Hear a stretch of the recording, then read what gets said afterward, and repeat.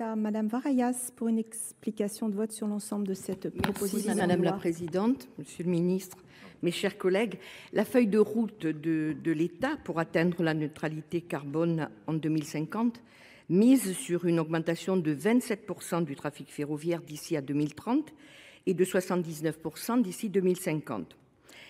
Nous sommes tous convaincus ici que pour atteindre ces objectifs, les investissements doivent être à la hauteur. Après ces investissements particulièrement importants qui ont été faits dans la grande vitesse, il est temps, et ça a été dit et redit à l'occasion de ce débat, de réinvestir dans l'entretien des réseaux et des trains du quotidien, a fortiori dans le cadre de ce projet de SERM. Je fais référence au contrat de performance que d'ailleurs certains sénateurs avaient baptisé de contrat de contre-performance. Si on est d'accord sur la nécessité de désenclaver les territoires urbains et périurbains, ce projet repose essentiellement sur les collectivités. Or, les réseaux de transport ferroviaire ne pourront pas être améliorés en comptant uniquement sur les collectivités, l'endettement et les taxes locales affectées. La base fiscale de bon nombre de nos régions n'est pas la même que celle de l'Île-de-France, évidemment.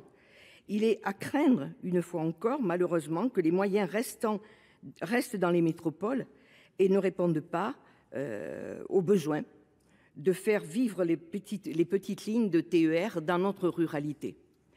Alors évidemment, gageons que les métropoles devaient ruisseler sur les territoires ruraux et périurbains.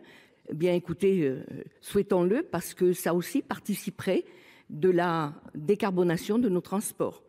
Alors, ce que je voudrais dire aussi pour terminer, c'est que les travaux et le travail qui a pu être fait en commission nous permet ce soir de voter pour ce texte.